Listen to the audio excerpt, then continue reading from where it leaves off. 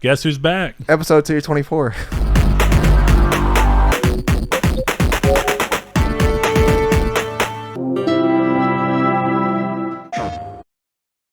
Saul, I would like to tell you that the first thing you've done wrong Is the intro. is you did not say lucky number. Oh, yeah, lucky number 224. Well, technically, that wasn't the opening. I mean, it was not the introduction. That's not where you normally would say it? Yeah. Fair enough. Fair enough. Well, if your ears can't tell, and if you're watching this, your eyes can't tell, our boy's back. I got new glasses, so maybe you don't recognize me. Yeah. You know what would have been great? Come back, fully shaved head, fully shaved face, just to see. I would look like a thumb. Yeah. Like those The little bad thumbs guys. from Spy Kids. Yeah. What was that? 4? 3, I think. 2? I don't know if it was 3. There's a 4th Spy Kids movie? Yes, but I don't think it has Junie in it. And if it does, he's older. Oh, wow. I want to say that it was Spy Kids 4D, which seems dumb, but I mean, hey, look, listen, I'm not bad talking Spy Kids. Jessica Alba's in the movie. Oh, okay. Good for Jessica Alba. I hope, at least. I imagine she probably got a payday from that. Well, Saul. Probably. Big buddy. Since you're back. It's episode 224. You get to be part of the grand opening. But remember that this is Triangle Squared, PlayStation Podcast. If for some reason this is your first time listening to us, you can find out how to watch and or listen to us as you keep going through the show. But Saul being back after a 2-month hiatus, it means that it's time for everyone, including me, to learn what Saul's been up to. I know most of what Saul's been doing, to be fair. Yeah. I've been in contact, but it's time for you to know. People on our Discord and our Twitter have an idea as well. For those that do not know, I was not just off lollygagging about. I was diagnosed with something called a pulmonary embolism, which is a blood clot in your lung. And for those that don't know, that's a very serious condition. It essentially is something that will wreak havoc on your cardiovascular system. And for the first 5 days before they figured out what it was, I was in some of the worst pain I've ever been in, worse than kidney stone pain. That's bad. Yeah. Because kidney stone pain comes and goes. This was every time I breathed in. It was like some of the stabbing pain. Bro then. I only say that because this weekend Kyrie said I broed out when I was telling her she was going underwater. And so she was, I told her, I said, just you make sure you breathe out of your nose. And she came back and she goes, Daddy, I did it. I broed out my nose. But, so for those that don't know, you're not supposed to get a blood clot if you're my age or if you're at the physical level that I'm at. I walk every single day, multiple miles a day for work, and I am not overweight. I'm not I don't have diabetes. I'm kind of in a weird I'm healthy. And so they're well, why do you you're not supposed to get this kind of thing. So obviously getting put on blood thinners, figuring it out. Because doctors will straight up tell you yeah, this blood clot can move at any moment and you're dead kind of thing. And you're well, that sucks. You go through this, a lot of mental health strain, until you go see a specialist, which I did. And they were yeah, but this blood clot's so small. They're and you're on blood thinners. So it's not going to move. They're I don't know why they would tell you that. They're there's nothing to worry about with this. And that's actually what 2 specialists have told me, which has helped increase my mental health 2 ton. But yeah, it was not a fun experience. It was mentally draining, physically draining, and just emotionally draining. And for a while there, I was telling Brett this on Friday this last week. I was I didn't care about video games at all because I wasn't doing the podcast. I didn't really care to play anything except just to get my mind off of things. I think we all have comfort games that we go back to, that games that we've played in the past that have, in a comforting time. We've talked about that before, with me and Kingdom Hearts 2 during the summertime. Is I played that in the summer as a kid, so that's my comfort game.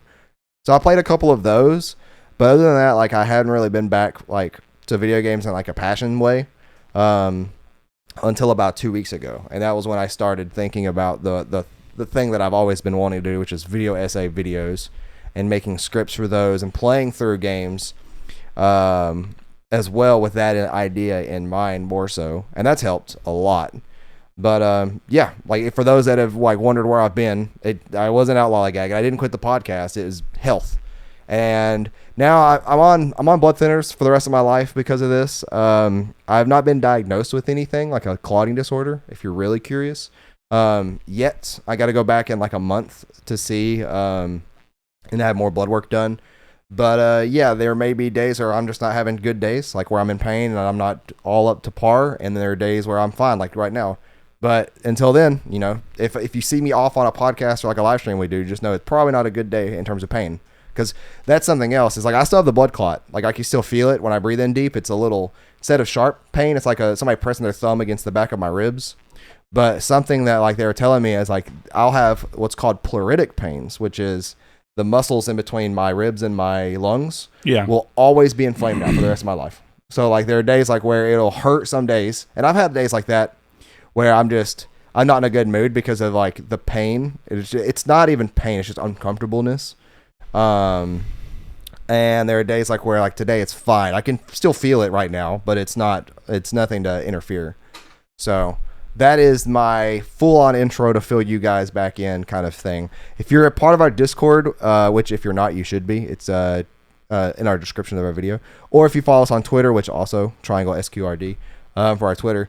I'll let everybody know on there. But if you are a person who is just subscribed to us on YouTube, or if you just listen to audio on the podcast services, and you don't care to be in the social network sphere, which I really get you on that one too, to be honest.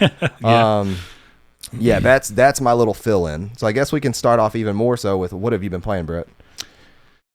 Old school RuneScape. I tried. That's basically it without fail. Though I did start something this weekend. So since we were going out of town and I knew that there was a chance I was going to have iffy signal, I thought I'd have more than just iffy signal. I thought I'd have a little bit more. But it turns out I had zero signal. I downloaded a game. Oh, Tutorial Island. Bang, bang, bang. The game that Saul was talking about last week that he was pretty excited for, I think it was last week when the new trailer hit, was Axiom Verge 2. Mm-hmm. And you were talking about it with me, and I'd mentioned I'd never played it. So I downloaded it on my Vita before we left, just so I'd have Vita something. Game. And yeah, I don't know. I'm wondering on other consoles, I guess it doesn't have to lean on the touchscreen so much. There's things about it on Vita that I don't love since there's less buttons. Like when you go to use the disruptor that like can change tiles that are glitched out, it's a touchscreen button, and I don't love that. I think on Switch it's on consoles too. It was one of those cross-buy titles for Vita, so you actually have it on PS4. PS4, yeah, exactly. I think it's shoulder buttons, I think. Yeah, that's what I would have figured since there's not back shoulders. But what's weird about that is that, well, okay, I know what it is, because the left shoulder on Vita locks you in place, which is definitely needed. Yeah. Right shoulder is... Selection, right? No. It's been so long since I played it on Vita. Drill. Okay. It's a little power drill. And then your right stick, you flick it up, down, left, right to change what you have. That's right. And then on Vita, there's a touchscreen button in that bottom right corner that you can hit to switch between them. So yeah, I'm playing that. I'm like in the third area right now. I've got the multi-disruptor, the Axiom disruptor, the energy blast, or the little short range energy thing that you can use to unlock gates and hit enemies through tiles and stuff. And I've got the one that you shoot and you can hit square and it'll explode. Nova. Yeah, Nova. I couldn't remember that one. I beat 3 bosses now, I think. Very Metro-esque game. Yeah. Metroid. To the point where I've been finding like little spots where I can blow out the hidden blocks that don't look like they're breakable, but they are. And then when you break them, you're like, oh, it's only big enough for me to roll through. So apparently I've got to go unlock a way to roll. You'll get stuff, yeah. Yeah. If you've never played Axiom Verge, it's really good. I can't speak for the sequel because I haven't played it. It just now came out.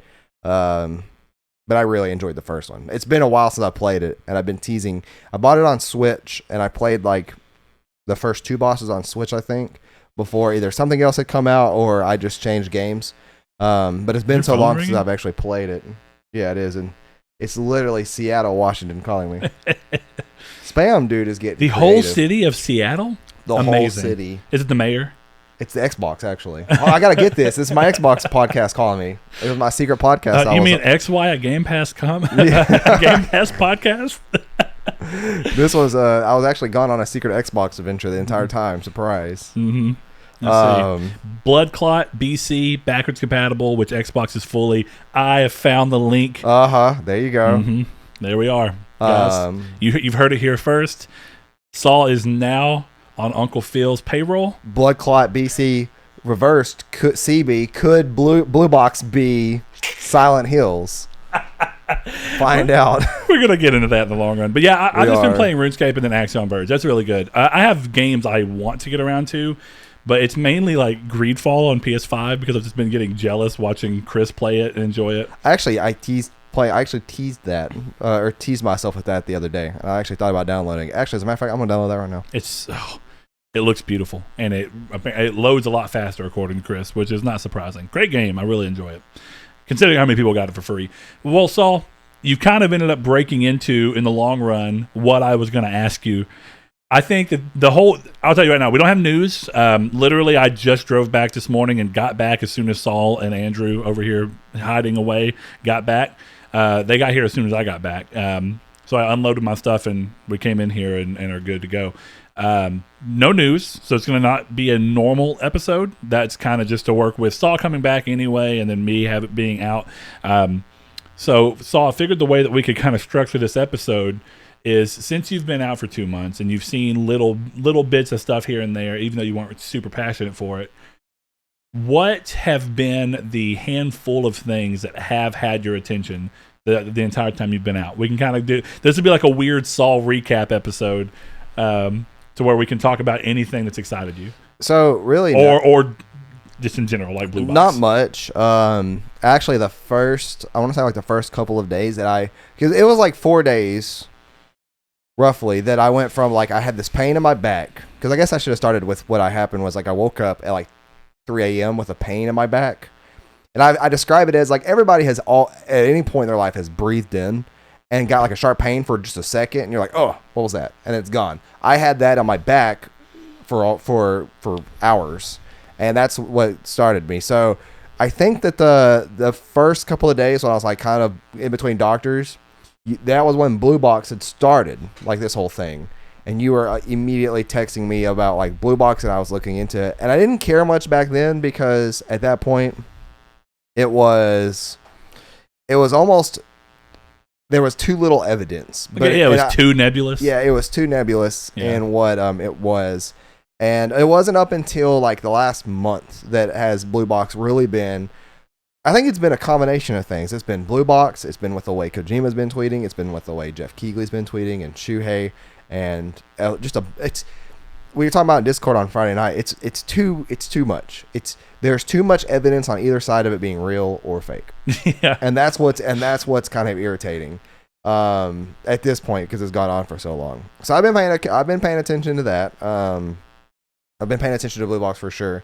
And really that's it. Like I want to say that like while I was kind of healing from the initial like trauma, I guess, that my body had it happen to it, like a week after the blood clot kind of set, was the week of E3. And E3 did not really kind of interest me at all. I was kind of in and out of E3 for the most part, or it might have been that following weekend, because I keep thinking E3 was on a Thursday, but no, it was on a weekend, wasn't it?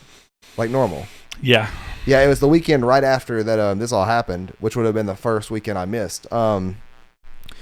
And nothing really interested me in that regard in a way. Like Forza Horizon looks great because at this point there was like only really Xbox that did much. Yeah, I agree with that.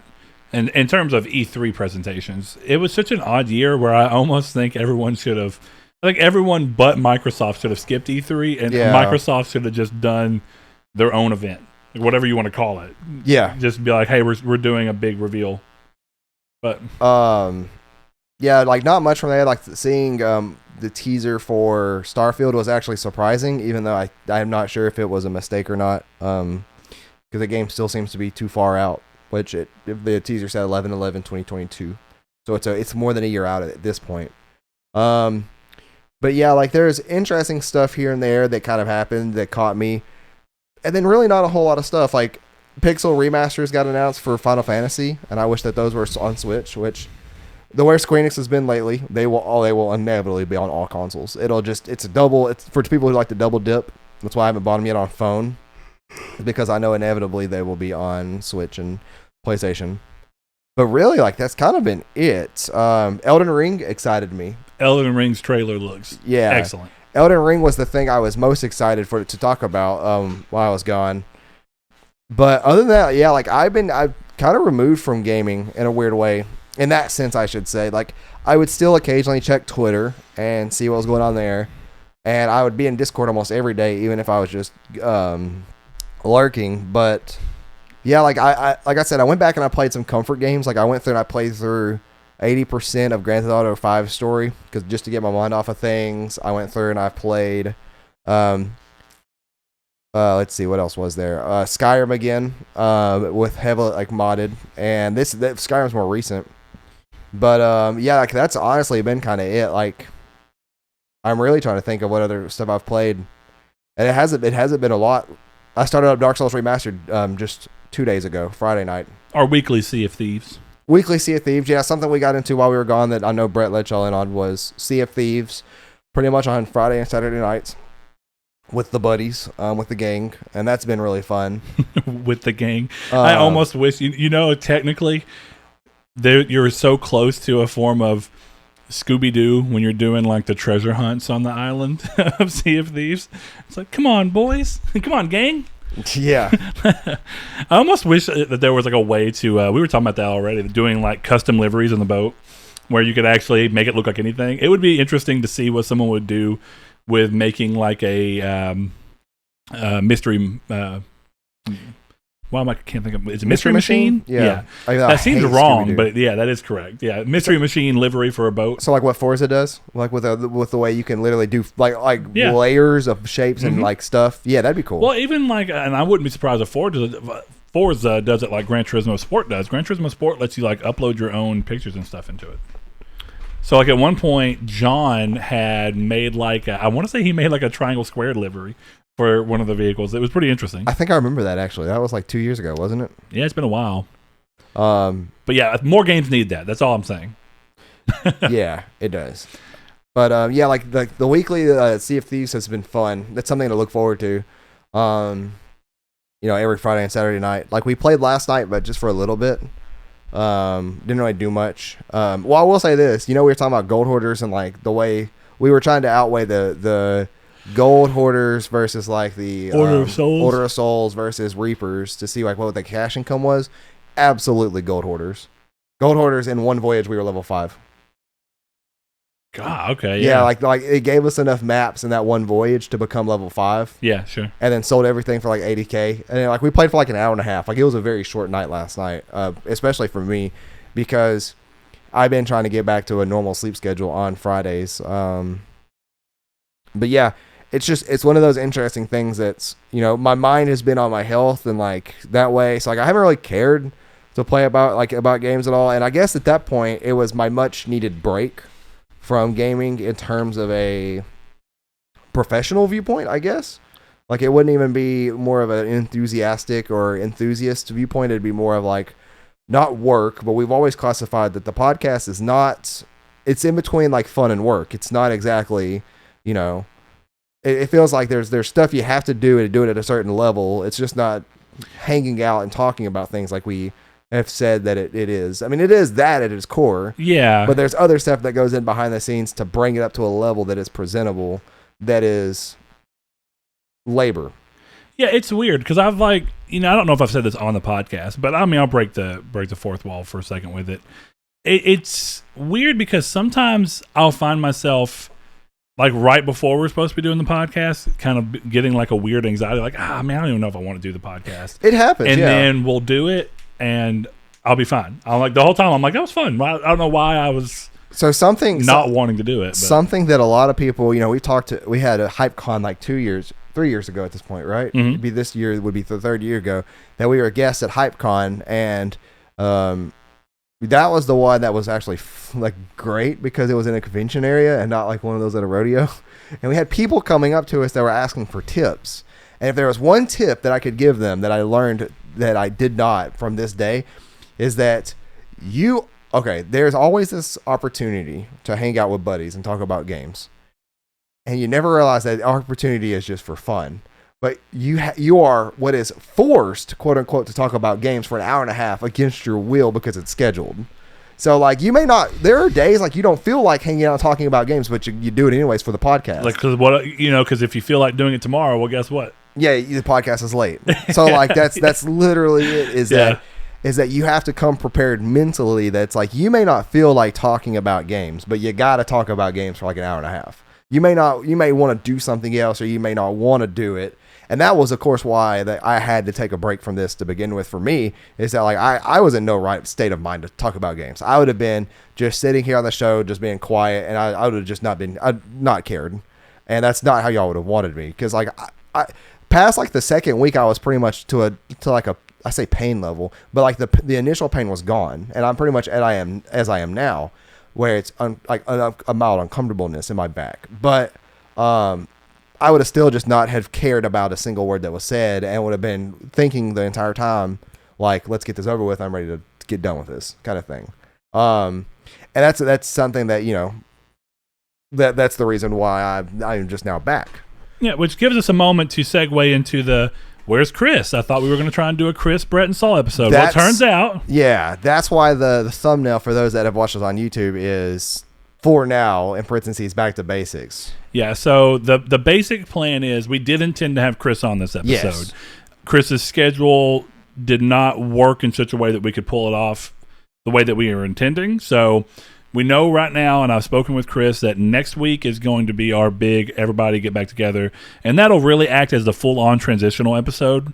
So be ready for that, and send Chris a lot of love through that, because what we're also trying to do, as we've mentioned, is find a way as best we can to compromise enough on some areas to see if we can find a way to make Chris being a staple third in the show can happen. But there's a lot of things to consider in that. Saul and I have been talking behind the scenes about it. Chris and I have been talking behind the scenes about it. And what I really need to do, and I haven't had a chance to since I was gone all weekend, I intended originally sometime yesterday to be able to reach out to y'all because I had the time. Yeah, I didn't have no the signal. cell signal. Yeah. And there's no Wi-Fi or anything. So I was out in the middle of the woods camping-ish. I was in a cabin, so it's not camping, but still fun. Yeah, had a great time.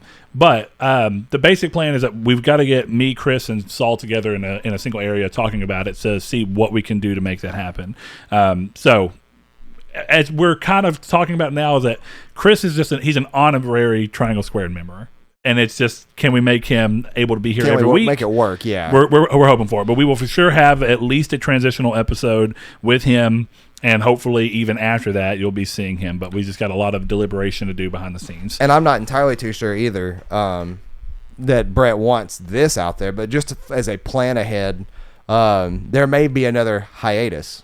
But that's for the whole show. That's where there may be 2-week transitional period where we have figured out what we're doing in terms of the audio video of the show, and that we're going to come back as 3 members, and we're going to have a new intro, new thumbnail layout, new video layout, and it'll be, you know, we've already had one what we call as a transitional phase into this show. It went from the old room, which you guys remember, like episode 1 through 30-ish. Somewhere in there. More than that. Was it? We didn't move back here until like almost 100. Yeah, so it's this studio here was like a Christmas episode, and it was a Game of the Year episode talk, and that was when we had the brand new thumbnail, we had the brand new intro, and we of course had the brand new set. Well, there's going to be a phase 3 to Triangle Squared, or potentially there will be a phase 3. Phase 3. We're going to bring in a new hero. Yes, it's going to be Chris, and what is our names? Oh God! Yeah, you see, you made a hero thing, so now we have to have a name for all of us. Oh, okay. Like we have to have a group name and individual names. Okay. So what would be the Triangle Squared superhero group? Or would it just be the Nartek superhero group? The Pony Brigade. The Pony. Oh God! Because there's so many ponies. Okay. The Pony Brigade. Okay, Brigade. That's a weird word. I can be okay. Look, hear me out. I can wear a red like leather trench coat and a monocle, and I could be Sir Cloddington. And that's me. Why? Because that's my superpower. Oh, okay. I have a blood clot that talks to me. Yep. Hear me out. And and it gives me powers. And it pads your wallet with Xbox money. Yes. As we've now learned, My class name is Phil. Phil Spencer is in his pocket, back pocket. You could pull him out right now. Yes. But anyways, I won't give Chris a name. I don't want to do that. Yeah, we got to let him come up with his own. Yeah, we can't speak for him. Okay, so Sir Clottington. Sir Clottington. Okay. Let's see. Does it all have to be Sir? Like Sir? No, that's just me because I'm gonna have a British accent with a monocle. Good day. I was about to say, give me your best British accent. Yeah. All right, now I have to ask, of all of our British listeners. Nope. You can judge it all you want. Please let me know how you felt about Saul's I can't do accents at all. Like, good day, mate. Throw some shrimp on the barbie. That was actually an imitation of something. I can't think of what the movie that's from. That's a quote from a movie. What is that? Andrew back here destroying stuff. Hold on, is Andrew part of this too? Like the guy that you never see on screen? Besides when we call him Dollar Store, like... by the way, the shrimp on the barber thing is Tropic Thunder. It is, yeah. It's Al Pacino talking to... Oh, well, no, it's also in Dumb and Dumber. Yeah. Oh, it's on all sorts of stuff. Yeah, yes. it's just the way that... No, it's one of the things... Yeah, you haven't watched one of the greatest comedies of our generation, so we're going to have... Andrew. We're going to have eventually a third phase transitional episode in which things will be a little different. So we'll talk more about that with Chris next week whenever we can figure everything out the way we want it to. You guys will probably hear something like live planning, like we've done before. I think everybody owes Chris a huge thank you. That's all I'm gonna throw out there. Absolutely, and thank you, Chris. The show would not have happened. Yes, if Chris didn't come through. It would have been a one-man show or a 2-month hiatus. It would have been one of the two. I tell you right now, it would have been a 2-month hiatus. So thank you, Chris. And I told Brett this, like, and if Chris is listening, and if there's like if the worst of worst and nothing gets worked out and we can't do anything, there's still going to be episodes where we're going to bring Chris along. And I told Brett I would like it that every milestone episode that we do, or every quarter episode, so like 250, it wouldn't be 275, I don't think. So it would be every 50 episode. Because every quarter episode. We could 275, yeah. It'd be like a live stream, and like whether it's we're playing a game or we're just hanging out, and of course Chris is coming along, and no matter what with those episodes, we'll make that work. So something. But thank you, Chris. Everybody give Chris a thank you in Discord, Twitter, YouTube comments, Facebook, of course, because we do have a Facebook group. But yeah, that's something that we're gonna get into more so next week. That is more of the meat and potatoes of like the future of the show, because me and Brett don't even have the answer to that yet. Yeah, I mean, and we can't fully without having the considerations from Chris. Yes. So and we got to get that. Be patient with us, and we'll definitely fill you in. I think no matter what, you will have next week's transitional episode with Chris and Saul, because before, and this is just again peeking behind the curtain a little bit, we don't know what a 3-man show for Triangle Squared entails, what it looks like, what it feels like, and we may find that when we get all three of us together, we don't like it. And I don't think that that's going to be the case, but we have to experience it. I don't want to, I would hate to be like, all right, well, we found a way to make Chris work, never get together and do an episode, and then do all these changes, introduce him as a full-time member and everything, and then find out that we don't like it, because none of us like it. Yeah, something we've talked about before when we were talked out of it by the community was news, and the way news works and that's going to have to change, because there's no way that we can do news with 3 people. For every single thing that we do, there's an extra person that's adding time. And news just won't work. So what we're like, the playful idea we're doing is like, we're going to bring a topic of current news to the table. Each of us we'll pick something out and we'll talk about it amongst each other. So we are obviously not bringing 2 of the same thing. And then that'll be, most of the episode we're focusing on one of those. That is one of the main topics. And it's weird, but it is something we've never done before. We've had 3-man podcasts and 4-man podcasts, but we've never had a 3-man podcast that was a 2-man podcast. So we're going to have to learn like exactly how that's going to work. And, if you guys have ideas of what you might want to hear specifically from 3 different people, let us know, because that's something else we can keep into consideration. It's just one of those things we're going to have to see how next week flows, and then based off of that versus scheduling versus, layout and everything else in the world, it's a lot to consider, which is the other side of what I was talking about earlier of like podcast. There's more planning and professional stuff in podcasts than just getting together and chatting. Yeah. All right, so Saul, coming back to a somewhat normal episode-ish thing. This is actually topical too. So we know that we finally got, after a bunch of delays and a bunch of crap. We got the Blue Box Abandoned Real-Time Experience app update. Originally, it was supposed to hit on the 10th. Technical issues pushed it back, which I can kind of give you from the non-conspiracy side. Technical issues pushed back a indie team, and they wanted to wait until they had technical things figured out. They didn't delay it so much as they just put it out when it was finally fixed. All right. The conspiracy side of it went something like, oh, it's delayed from the 10th because originally PT came out on August 12th in 2014, so they're going to have it be fixed on August 12th in time for the, 7-year anniversary of PT. And then that came and passed, so then it became, oh, well, regardless of whether it's Blue Box being something related to Silent Hills or Metal Gear Solid or any of that, or PT, maybe it's just whoever it is, be it an indie studio or whatever, is trying to get something out on Friday the 13th, which, lo and behold, did actually happen. Which was the same trailer that was up on Twitter from. But that's the problem. 3 days prior. For anybody who doesn't know, before the app was even supposed to go, they shared a little thing of "Are you ready?" and it showed a man in like some pleated, pants walking on like a wooden floor that's very dark, and then just. That's it.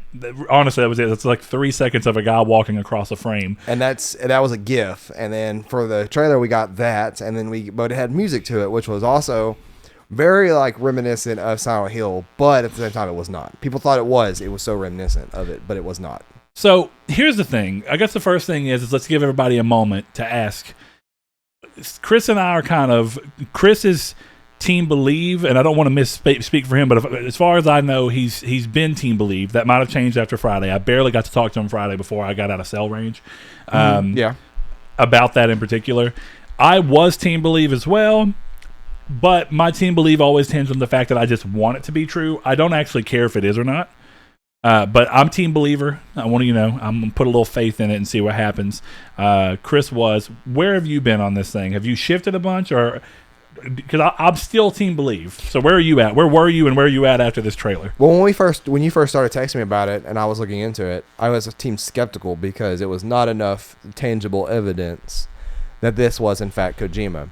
There was a lot of weird oddities though with it that was certainly, it was enough to like think, okay, well, this is interesting enough for it to hold my attention through this time for 2 months now. Sure. But it wasn't something that I was like, this is 100% sure Kojima, or even to have a thought that I have now. And my thing is still Team Believe. And my reasoning behind that is all hinging on two things. One is that corporations such as Sony, Konami, and Kojima himself have not spoken out against this. They're like, even with like the Cyberpunk scandal, Sony made a statement on it. Now, that was a little bit bigger of a scandal in mind than this, but like, I have a feeling that Sony would not let their indie studios mess up this badly if this was not something that is more grandeur than this. Even Shuhei Yoshida is tweeting at it, and somebody tweeted at him saying, "What is this? Do you know?" And he's like, "I have no idea." And he's the president of the Indies, and he's a chairman. He has a chair on the board of presidents as well. So it's one of these things. It's like, you do though, like, right? Like, you're just telling us this because there's no way you as a company gave this little itty bitty studio all of this publicity and a once in a lifetime thing because there's no other studio has had an app like this for nothing. You had to have seen something. Yeah, for something that you don't even know about. Now, whether or not it has anything to do with Kojima or Konami, right, you still think that whatever their game is that you're claiming to not know. Yeah, you know something because you wouldn't give a random indie developer wouldn't show up to your door with nothing and you give them all this. I refuse to believe that. And it'd be like, yeah, we're going to partner with you. Yeah, they are a company. They have money to invest and they have money to waste in companies that would just show up randomly. So that has to be something bigger than this. If it's not, well, Sony, you misstepped so hard into the wrong direction that's really bad on you. But I want to go back to what you said because I agree. I think that across the board, the biggest amount of damning evidence has been that nobody connected to any of the things that are part of this conspiracy theory, which is Konami with Silent Hills and Metal Gear Solid being theirs. Which the Metal Gear Solid bit of it came whenever the there was a thing added where it looked like there was a face with an eye patch on. And the way that it's written was like literally the way Metal Gear Solid has the same font with a caption behind it that is blurry. Yeah. And then but this one you can't actually read. So when you're looking at that became a thing. So the fact that Konami have not at a single point in time come out and been like, these people have zero to do with us or our IP. And here's the thing. You know why Konami wouldn't say anything? Is if they've licensed this out to PlayStation and it's just up to PlayStation to do all this and come out. But also, across the board, Konami, who own the IP being in question here, have not done anything to denounce it. Sony, being the partnering publisher, or whatever you want to call it for this game, it looks like it is publisher from what they're saying. Sony, to my knowledge, have never partnered with an indie and then not published the game. If I'm wrong, someone let me know, because I would like to see an example. But I can't think of any, because Sony's very specific about the way that they do things, and that's not changed much. This could be the first time. And the fact that Kojima, who is being brought up in this left and right, has not gone on to say nothing to do with me. If this was me, especially with the launch of Death Stranding Director's Cut coming up next month, which I hope everybody's excited for, because I sure am. This is like not great publicity on your end, because even people who think it's Kojima are like, all right, Kojima is getting old now, so he's getting his name slandered for something he's not doing, right? Which you gotta think, like, if so, I would be like, no, this is not me. Y'all stop bringing me up in this. Yeah. But he's not, and it's because he knows the outcome, right? Like if this is really him, he knows that the reactions to what this really is going to be so much hype that he's going to erase all that. Oh, when it finally hits. That this is Silent Hills or Metal Gear Solid or whatever it is. Yeah, I will say this. Let's back up and look at one thing that doesn't make sense to me. And this is, again, evidence toward why I think it has to be something more. You're telling me that this app, which is just for trailers, and a trailer that's a video file, was delayed. If this was an indie studio and they were having these big issues and they didn't know what was going on and the video file's done, at some point, definitely with what it ended up being, if I were that indie studio, it would come down to, this is just the introduction trailer. We're going to go ahead and post it to YouTube, but every other video that we do, once we know what's going on here, is going to be exclusive to this app. Yeah. We won't release it officially anywhere else. And that's the solution for it being 3 days late. That would, I think, any reasonable person would have landed on that, because otherwise, like before, when people were saying that you were gonna, and I like the idea, right? Again, Team Believe, because it would have been cool for it to happen. Yeah. Is that the reason that this was delayed is to get it out on the 12th, and then when you open it up on the 12th, it's actually just PT in a different app. So it's gonna be called Abandoned, but you open it and then you start in the hallway and you're like, whoa. That would have been amazing, right? It would have been. Or like... And that would have made sense as to why they didn't just post a video on YouTube, because it's just a video. You know what would be really cool is that if this trailer here, this 4-second video, which was 5 gigs, by the way, as an update. But like if every trailer is like, so you have this pan of him walking, right? You see pants. But every trailer after that is the same amount of time, but it's panning upwards, and eventually you see him open this is a front porch, because it's like a wood front porch. And you see him in the blue lights of moonlight. And you see him open the door, and it's the door to the house in PT. Okay. Yeah. But I have one other thing to bring up real quick that I was going to bring up a second ago was somebody has this image floating around. Somebody made an image, and it is about how Blue Box is a scam. And it goes on to list like 6 projects, and they all essentially say at the very end is that like the project was indefinitely delayed, and nothing ever came of it. So let me ask you this. Some random person on the internet found that. Do you not think that if Sony could not find out that information themselves, they did not invest this much time and effort into something that they don't know is a thing, and they wouldn't give them this special app and all this stuff if they had done this before multiple times and flaked out on, unless Sony is just that incompetent when they are coming to find out, or like who they choose to give indie access to in this regard.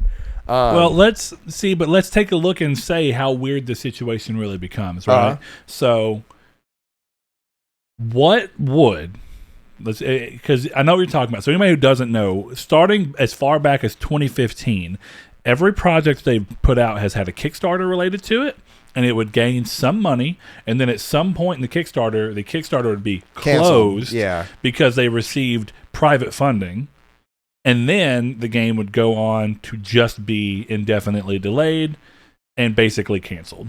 And then wash and repeat, they did it again with 2 games the next time. And then they had 2 mobile games that they announced. And again, I don't know where this information is being checked at, but if we're assuming the information that we're hearing is true. Right, if we're assuming this graphic is true. Yeah, then 2 mobile games were announced and both canceled. And then the only game that Blue Box does have any kind of relation to is that Blackwater. Hold on, let me see if I can find it real quick. You know what I'm talking about, Saul? No, I'm just getting more fresh over Kojima tweets. He's been counting down to something and we don't know what. Yeah, who knows? But yeah, it must not be Blackwater. I don't know why I can't think of what it's called. It's something water. I don't know. The Haunting Bloodwater. Oh, is it Bloodwater? Well, I've read that wrong this entire time. And I thought it was like the Haunting. The Haunting Bloodwater Curse. It's an early access game from developer CreateQ Interactive and publisher CreateQ Interactive. And what the story we're hearing behind the scenes is that for some reason, some way, Blue Box had a hand in this to begin with, and then it was passed on to CreateQ for whatever reason. Yeah. But like at the same time, here's my thought. That looks fantastic. Yeah, it does. I've always thought this. This studio, Blue Box, and what was left of it has been bought out by Sony. You could imagine being this guy Hassan, or even this actor who's playing Hassan or whatever. You could imagine like you're the studio who's failed all these projects, and you take money, right? Mm-hmm. Sony comes to you and says, "We want all the names to all your rights and everything, $10,000." And that's it. Yeah, you're like, yeah, I'll do that. So so that people can find dirt on this and think, okay, this is stuff like, but in reality, it's not. It is stuff that, of course, has been failed, but it's not. This is not really them. Because my thought process is because we keep getting mixed signals on what the game is. The first thing we see is Silent Hill-esque. All the data beforehand kind of linked more towards Silent Hill than anything else. And then the next thing we see is, of course, Metal Gear Solid. This next thing we see is actually is what looks to be like, of course, Metal Gear Solid.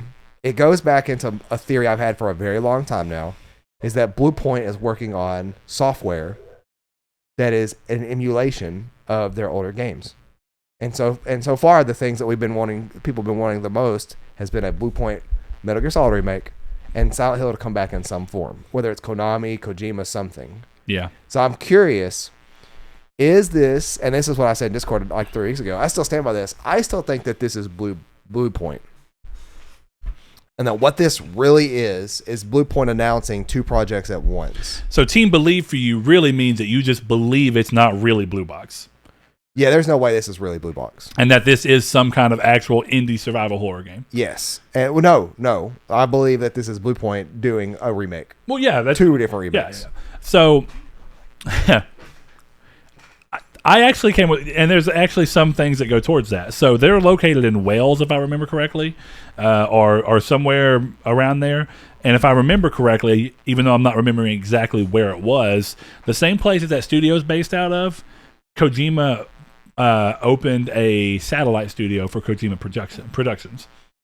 So what this could be, kind of like you're saying, whether it's a partnership with Sony and Sony spent the money, or if Kojima spent the money initially, if all it was Kojima wanting to get over the Ruse Cruise idea and make it harder than it was last time. Because one of the things that we keep bringing up is that Kojima was both, he enjoyed the fact that people were able to get together and solve it so quickly, but he also was like, I thought this was going to be weeks or at least a week before everybody figured out that PT was going to be beatable, and to the point where you end up getting that. I know, I've seen that too. But somebody, the way they phrased it was, for those that don't know, Hideo Kojima tweeted out a picture of his Sony Walkman, and it's Path Volume 2 by Apocalyptica. And somebody says, odd that track 10 on this CD is the same song used in the same song that was used in the abandoned teaser Cult. And no one has made that connection yet. Even funnier is that you were listening to that exact same song on your blue Sony box. That was the final clue before getting more answers. Well, see, this is the dumb. This is like, okay, you know what? This is obviously a Walkman, a Sony Walkman. But is this the actual song that was in that teaser? Because if it is, and I don't know, it's so easy for people to just say something online, and then you go, okay. If it is, that doesn't happen. These kind of coincidences do not happen. Yeah. It's impossible. Now, unless Kojima's just messing with us, which is possible. But I also don't think Kojima's the person just to mess with somebody with no end result. Yeah. I think that if Kojima's messing with you, there's something to happen. Let's quickly suss this out, right? This is April 7th. This is the original teaser. Let's hear it real quick. Is it called Cult, though?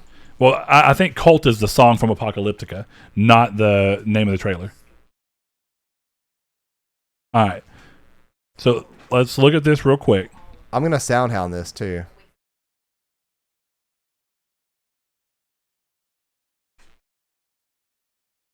All right. So there's a droning sound in the back.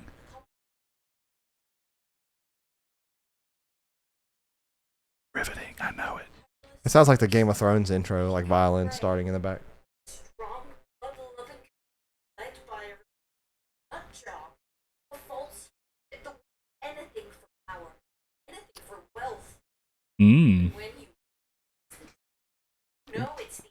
We've seen more in this teaser than we have at all. But also, these are all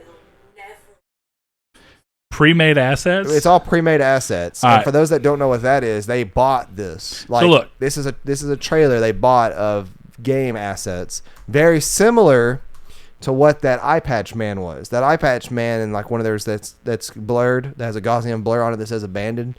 That is, of course, an asset. You can go buy, like, it's like what I did for my Saw Plays intro. That was a song I bought. I didn't make that. I went and bought that. You can go buy these video game assets such as tree packages, forest packages, and stuff, and that's what this is. All right, so Saul, you said it was track 10 on this album, correct? And it was the song Kojima listening to was Path. Yeah, this was called Coma. Hold on, but was Kojima listening to Path or Path Part 2? Path Volume 2. Okay, well, there goes Path. But if you said the song was called Coma, either way, right? No, it's the 10th song. I don't know what it's called. Okay, well, let's go back. Let's do Path Volume 2. Yeah, odd that track 10 on this CD is the same song that was used in the Abandoned teaser Cult, and no one has made that connection yet. All right, so now we're going to figure out what this is. So Path Volume 2 is a song by... It says not Cult, but the song, and I'm saying Cult is in like C-U-L-T. Sure. But that is the name of the album. The track is called Coma, track 10. It is a loop with a bit more bass in the same track. Okay, so yeah, Cult is the original. So let's go back here and we're going to listen real quick. We're sussing this out. We got to know. All right, so Apocalyptica, Coma. Let's get a quick listen to this. See, that's the problem. Is if it's just that violin, like, is that? Yeah, but you should be able to pick up on. Oh, that that's is 100%. Yeah, I was about to be so doubtful It's slowed down a little bit in the actual trailer. because that's that same like that very, I can't think of what that's called. Bassalto, is that what deep violin is? Anyways, it's very similar to like the beginning of Game of Thrones. Yeah, I also am believing that is the same song from this trailer. Which leads us is to more crap that is piling on top of this thing actually being something more than just an indie game. And Team Believe for me, like that phrasing, because what I've seen is Team Believe and Team Fake, Team Real. Team Real is that it's a real indie game. Team Believe is that they believe it to be something. Okay, higher. Gotcha. Yeah. I believe it to be something more. I believe it to be something more. They have yet to do anything that makes me. If anything, everything they do steeps it in more confusion. Yeah, it's just I don't. And if it's not something they do, it's something Kojima does. Like that tweet that you're referencing about him on his Walkman is like recent. It's like a couple days ago. It's part of a countdown too. Yeah. Somebody has pointed out, and this is getting almost into the real nitty gritty, is that the time, everything on this Walkman is viewable, including the time, and the time on this one is 9:54. But if you go to one, actually, where Gotta go to Kojima's. yeah, that's what I mean. If you go here and you go down, you'll see another Walkman like picture that he's taking a picture of what he's listening to. By the way, I really want a Walkman, but they are way too expensive. Dude, yeah, because they're like a premium product now. They're like $800. It may not be that high, but no, you're not far off. If they're like gold plated and stuff. Saul's if you go down is pretty far down. he keeps coming. He puts a low roar thing on there, but that's Low Roar was the actually is that Death Stranding game, one of right? them? Yeah. No, but it essentially is a countdown, and actually 9 might be the first. This is from the 6th, but it's essentially like it's 9:54, 8:54 was literally the next screenshot. He said then 7:54, then 6:54 is what we're on now. Like it's literally a countdown, like 9, 7, like, and that's not intentional. Hold on, every day? No, it's not every day.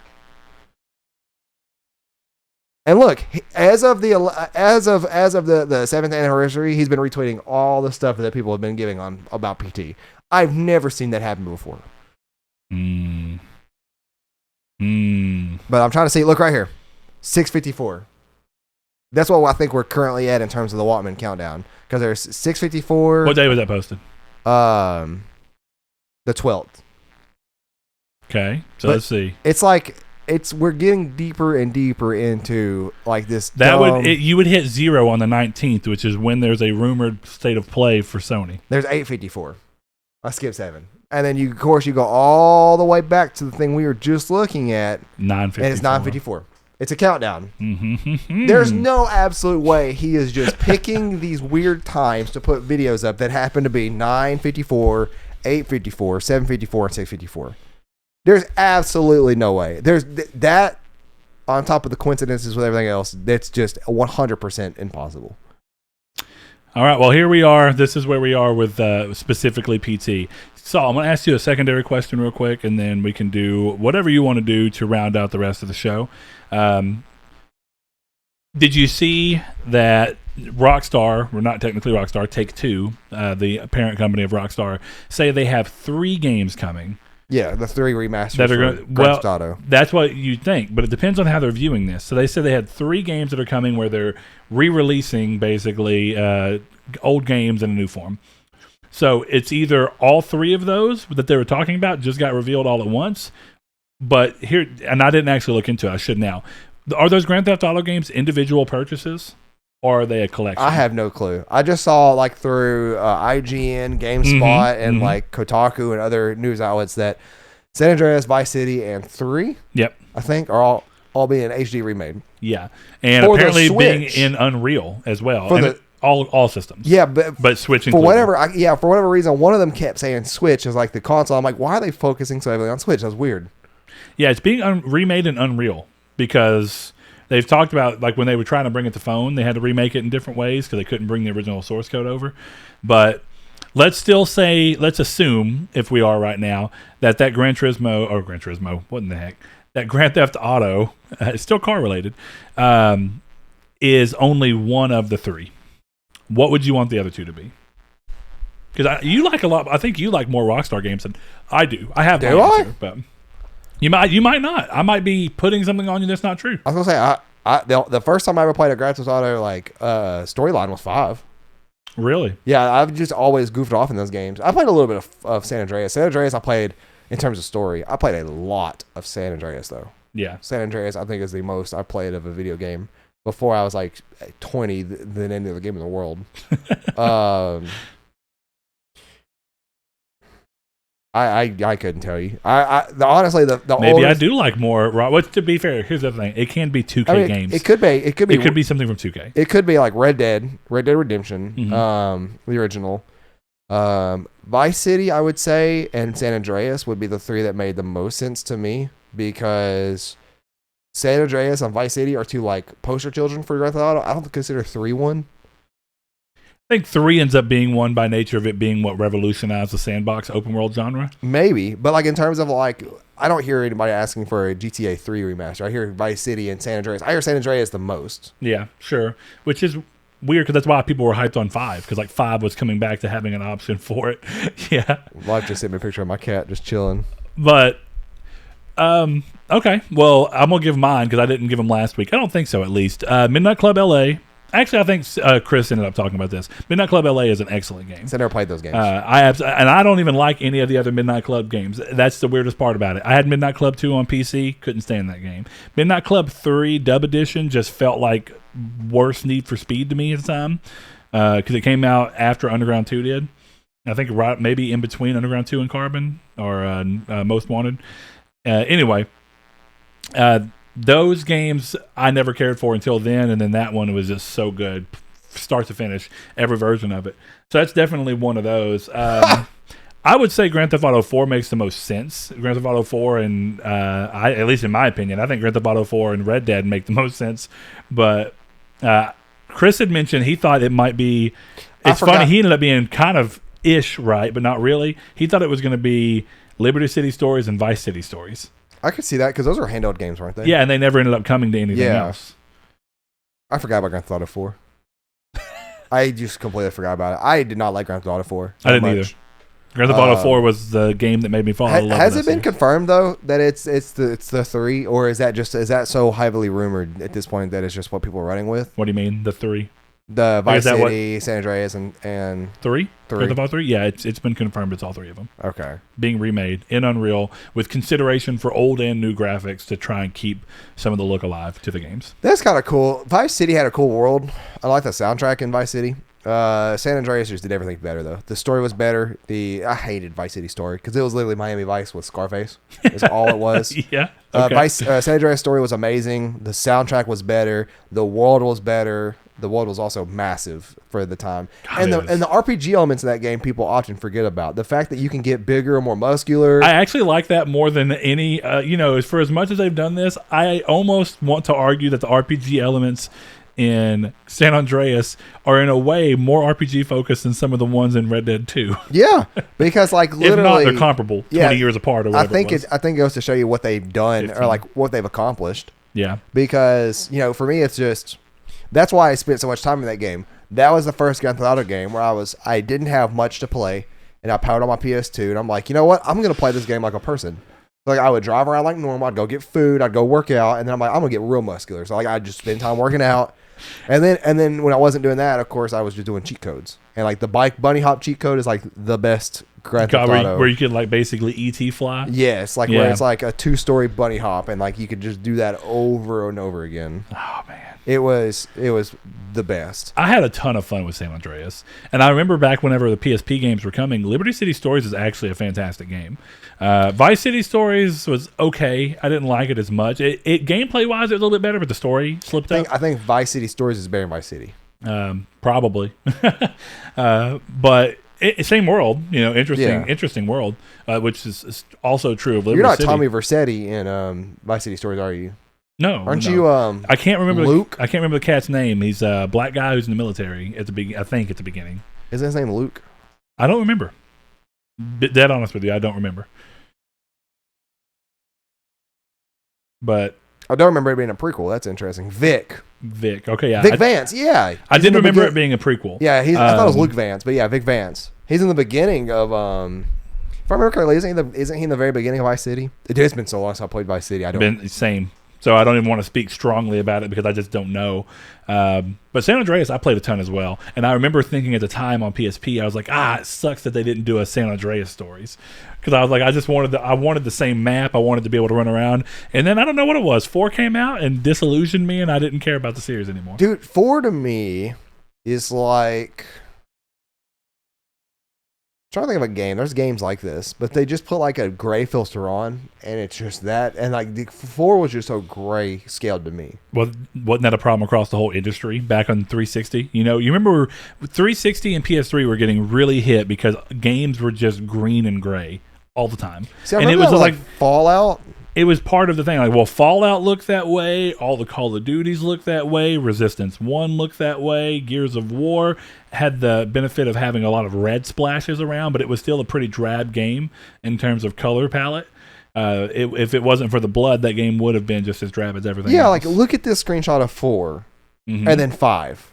Yeah. There's a filter on it. Well, it's also lighting. Generally, lighting is so much better as a lighting filter. In 5. But because lighting also came a long way in between those two games. Yeah, and it may not be gray. The more I'm looking at it, it's more like a tan filter. It almost reminded me of a sepia filter, but not as strong as an actual sepia filter, but everything has this kind of yellowish orange. Yeah, which I think I think they're trying to replicate the golden hour look, and it just fails. it does. You know about photography. Yeah, so you photography, know blue hour, gold hour. Yeah, dude, that's like people love that look, but I don't know if that's a look that you can keep up consistently at the time of what technology was for PS3 and 360 anyway. You know? Yeah, and honestly, the world was fine. Like New York or whatever was kind of done well. It was definitely done better, but more memorable than 3. I think 3 is the worst Grand Theft Auto game they ever made. 3 is not a fun game to me. It had some of the it obviously was the transition, and that was why. But like I played through. I actually like the world map for that, but I guess it's very nostalgia driven. If I'm being honest, it has to. Yeah, it has to be at this point because that's almost why I think like I have a feeling if I go back to San Andreas, I have a good enough time with it. Like I think. Well, I was talking about Liberty City Stories and how I love that game. What was interesting is that I guess maybe you could consider it there, but Liberty City Stories also had the thing of where I could not believe that they could even do a full scale Grand Theft Auto game on a handheld. And PSP did it. And like really early on in PSP's life. So maybe that's what it was, is that I already had nostalgia. Chinatown Wars. Chinatown I don't know Wars. where does that take place? I guess its own Chinatown area. That game ended up coming to PSP as well, if I remember. It was a DS game. It was a DS game, and then it released for PSP later. I want to see what this looks like. Chinatown, it's a top-down, so it's actually kind of going back to the OG Grand Theft Auto. Oh yeah, that's actually kind of an attractive art style too. It's not really top down because it's almost like third person isometric. Yeah, but it's like cell shaded. Yeah, that actually looks really good for like a DS game. Yeah, and then when they ported it over to PSP, it looked a little bit better. Yeah, I could see that. Yeah, it had those thick black outlines. Which is one of the things I loved about the console version of Far Cry 3 on PS3 and Xbox. They had. Due to just the nature of trying to work with the game, they found that it made the game look better to thickly outline everything in black. But when you play the new version of it on PS4, like it looks better, but I kind of miss that art style because it made 2 and 3 look very different, and I kind of like that idea at the time of every Far Cry game looking vastly different from each other, which is not the way that the series has actually gone on to be. There's a Driver game. It's Driver 3 for Game Boy Advance. That was like what Grand Theft Auto wanted to be. No, that's not it. What is it? What Grand Theft Auto wanted to be? I mean, what it wanted to be Grand Theft Auto. I mean, on Game Boy Advance. Yeah, you're telling me that you could walk around in a 3D. Yes, and steal cars and drive behind cars. Right, now I need to know what this is. I got to see this in person. So you had damage and felony, and like, let me see if I can see like what you look like when you're walking around. Like look at the little people walking around. Oh my. And like your little arrow above your name. Like me and Seth had this game. It was awful, obviously, but for its time, it's kind of impressive that they were able to pull that off. Well, hold on, what does it look like in motion? Yeah, not good. Is it like almost scan line where like you see it like each block as it goes through? I hated that in games back in the day when it would. Oh yeah. Yeah, like it was something like as a kid because I was in like 5th grade when I had this game. I think you were just impressed that someone could pull it off on a handheld. Yeah, I was just playing it till I was playing on the bus, and I remember somebody saying like behind me on the bus, like, "Is that Grand Theft Auto?" I'm like, "Nuh-uh." But like this is literally like, oh, that's rough. It is, but on a screen, this big back in like 2002. So now we owe it to actually look at how crazy Liberty City Stories PSP looked. Because when you look at the fact that Game Boy Advance, when did that game come out? 03? 02? Probably 01, if I had to guess. Let me find out. Now, look, this is not perfectly fair because this is the game technically rendering at 1080p. But if you think about the fact that this is a 1080p screen, so if you were blowing up to 480p of the PSP or the 240p, I can't remember what the PSP was. But either way, this is the original game just blown up. For those, can you believe? Why doesn't everybody else show us this, a game that they played way back when that they can't believe looked better than it did? Like, I want you to take your nostalgia goggles off, and I want you to nostalgia goggles off. This looks amazing for actually, a PSP game. That could be the community's take next week if you want. What game did you think looked better now that as an adult you've revisited and you're like, well, that game looks awful. God, boy, I got to give it shout out to. I think Rockstar Leeds ended up handling this. I actually can't remember which team. Which, if so, I think Rockstar Leeds might be who's doing the new upports of. Well, now I got to find out. who made it. But yeah, one community take question next week we could do is what game has nostalgia goggles affected you the most on? What game did you think looked amazing, but then only to go back and think, oh, this game's awful? Because I'd be interested to hear. Yeah, Rockstar Leeds and Rockstar North were the people that made this. I knew Rockstar North did something with it. I didn't know what though. Yeah, dude, but that's just regardless of what you say. The fact that when did Liberty City Stories come out too? Let's look at that. 2004. I think it was 4 or 5. 2005. 5. All right, and you said that game came out in 2000. 2000. Okay, well then to be fair, 5 years in gaming is a lot. It is. Fair enough. I'll give it to you, Driver 2. But also, they were and very, also on what you were on, for what device you were running on. Yeah, they were very. You pulled off some stuff, but I'm gonna also tell you right now. Then again, though, Rockstar Leeds pulling off this game and also having the incredibly fun multiplayer for this. I used to just get with my friends like Seth too, Saul's brother.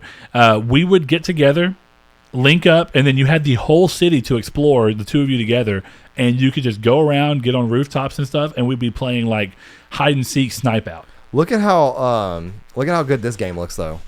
Oh, the Spyro Season of Ice and Fire. Yeah, that game looks phenomenal for a Game Boy Advance. It actually does, which it's smart art style. Yeah, But yeah, dude. Honestly, how much this looks like Grand Theft Auto 3, if not even better. This is amazing. Chain of Memories also looked flawless. Like the art style for Chain of Memories is one of my favorites, especially for Game Boy. Like on the Game Boy Advance, I played on the Game Boy Advance Micro, which was shout out the best Game Boy Advance iteration there is. Thankfully, the micro. Hold on. Did the micro have a backlit screen? It did. Absolutely. I thought so. Because dude, can you imagine trying to see something on that screen? Yeah, small screen. Woo! I will tell you though, I became super disillusioned with the SP like a few years after it came out. I was like, this is a terrible design. This is uncomfortable. It hurts my hands even back then when I wasn't a fully grown person. The SP was like, it was super cool as a kid to have like a device that was like a laptop. And it was easier to take care of because, boy, my Game Boy Advance's screen was rough. Even then, like the SP scratched like crazy. I remember like just the top of it. And I used to I've always taken care of my electronics. It just had like the little scratches all over it. Mm-hmm. Bad plastic screens and like not even like good plastic, like soft plastic. That would just, get all scratched up. Yeah. Well, my hands cramped trying to play it now. Andrew bought one, and when I put it in my hand, I thought, what? See, I don't think I'd have a problem with it now because it's essentially like. Well, Andrew also bought the Game Boy Advance, that white Game Boy Advance. Dude, that is so comfortable. It is. That is so much more comfortable than the SP was. What you got, Andrew? What? Oh, did you play? So for Andrew's birthday, I got him a Pokemon ROM hack on an actual thing. It's Pokemon Orange. One downfall. What is it? What? Oh boy, I'm gonna yell at them. You might have to change out the C battery then. Your boy's gonna get somebody. You shouldn't have to. And then it just crashes. It's probably a bootleg Chinese battery because that's probably where the game came from, right? Oh yeah, it definitely. Yeah, absolutely. You probably should change it to an American battery or at least a higher quality battery. Interesting. All right. Well, that's unfortunate. People, this has been a nice return to form episode. I don't think we really have much else to go on. I think it's fun. Yeah. I mean, it's one of those that we've talked about. Hey, Andrew, come in camera frame real quick so we can see you. In the past. Look. Bang, bang. There goes Andrew. Now, one thing you may notice about Andrew is he's impeccably short. I was going to say that Brett is almost as tall as him while he's sitting down. Hold on. Let me actually. Okay, there we are. Look at that. Hold on. Now I got to do. Hold on. Don't feel bad, though, because of Corey. Corey is about your height. That is true. Corey, if you're listening to this, I also love you. I haven't talked to you in a little bit. Oh, boy. It's okay. 6 Andrew, feet of man meat. We love you, buddy. But we love you guys as well. Thank you all for tuning in to episode 224. We have, brought it up what we're going to do next week. I don't believe this. Real quick, sorry. In terms of, Sly Cooper 5 is in development, says leaker. No, that's... I don't believe it at all, but I will tell you, I would absolutely love that to be true. That's been posted now for like a week. A notable leaker. I wonder who it was. Maybe not on Screen Rant, but I'm so sick of leak culture, and people are like, yeah, I know what's going to happen. No, you don't. Canadian Guy A reports several potential leaks suggest a Sly Cooper 5 is in development. Now, here's the bigger question. Oh, yeah, hold on. Who would be making it? I'm going to start holding leakers. By someone. I'm going to start holding leakers accountable. Somebody posted something in our Discord not too long ago, and it may be too much to scroll back to find it, but they leaked something for the next day, the Sony Play thing. I'm gonna call them out on stream by name or episode, because I'm sick and tired of leakers that are like, yeah, Sony Play is gonna be tomorrow. Well, do you remember, this has been like 5 years ago, and actually you may not, but I know Seth would have, and maybe Andrew. I don't think you were going to lunch with us back then. You might have heard us talking about it at dinner, but there was a Sly Cooper 5 leak for PS4 way back, and it was actually a great design, because if I remember right, the cane was 5. Like, they used the cane as like the bottom part of the 5, and it was a cool logo. Of course, those cowards delete their tweet. I can't figure out who it is. If I want to start, like, anytime I see somebody and it's like, stay a place tomorrow, here's what it's going to be, I'm going to screenshot it, and I'm going to have a call out hour every episode, and I'm just going to call you out by name. But to round off the episode, we're going to end it like we normally do. You guys can always find us on Twitter at TriangleSQRD, at Patreon at patreon.com/Nartech. Of course, our Facebook group, which is Triangle Squared, a PlayStation podcast. You got to ask to be in. You won't see me there because I don't have a Facebook, but Brett and Chris and everybody else is there. And, of course, you can find us on Discord, which is linked in the description below.